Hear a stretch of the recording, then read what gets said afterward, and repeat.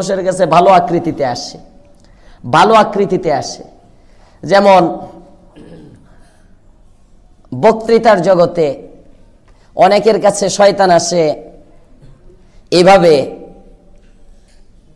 তোমার বয়ানটা যদি মিডিয়ার মধ্যে দিয়ে দাও, ইউটিউবের মধ্যে ভাইরাল হয়, বিদেশে মানুষ শুনবে। কত প্রবাসী বাংলাদেশি আছে, কত প্রবাসী বাংলাদেশি প্রবাসে কাজ করছে, মালয়েশিয়াতে আছে, লন্ডনে আছে, আমেরিকায় আছে।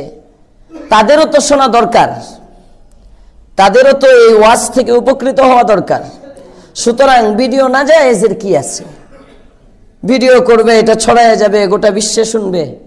এটাও শয়তানের একটা নেক সুরত, বুঝতেছেন? এটাও শয়তানের একটা নেক সুরত। নেক্সট সুরতে ওই দিন শুনে একজন মাওলানা বলতেছেন, জায়েজ তো, এটা না জায়েজের কি আছে? এখন পর্যন্ত, এই যে অদ্যাবধি পর্যন্ত, এখানে তাফসিরে বসার আগ পর্যন্ত দারুল উলুম দেওবন্দের ফতোয়া এখনো না জায়েজ। বাকি পাকিস্তান করাচি থেকে, দারুল উলুম করাচি থেকে ফতোয়া আসছে জায়েজ।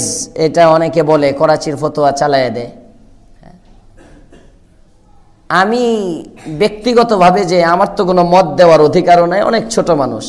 বাকি আমার একটা দৃষ্টিভঙ্গি, যে আমরা যখন কালেকশন করি মাদ্রাসা মসজিদগুলোর জন্য, তখন আমরা সবাই কিন্তু আমাদেরকে দারুল উলুম দেওবন্দের অনুসারী দাবি করি।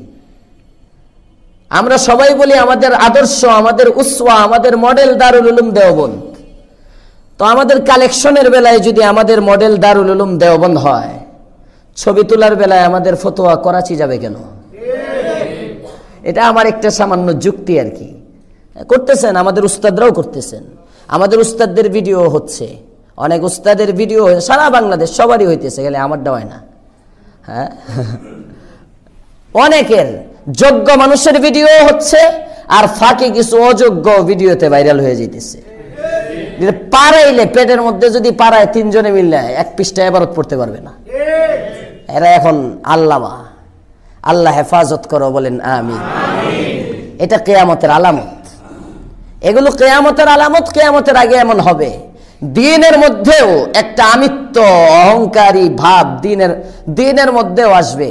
হ্যাঁ, এক মৌলবী আর এক মৌলবীরে দেখতে পারবে না, এক ইমাম আর এক ইমামরে দেখতে পারবে না, এক খতিব আর এক খতিবরে দেখতে পারবে না, এক মাদ্রাসার মুহতামিম আর এক মাদ্রাসার মুহতামিমরে দেখতে পারবে না, চলবে।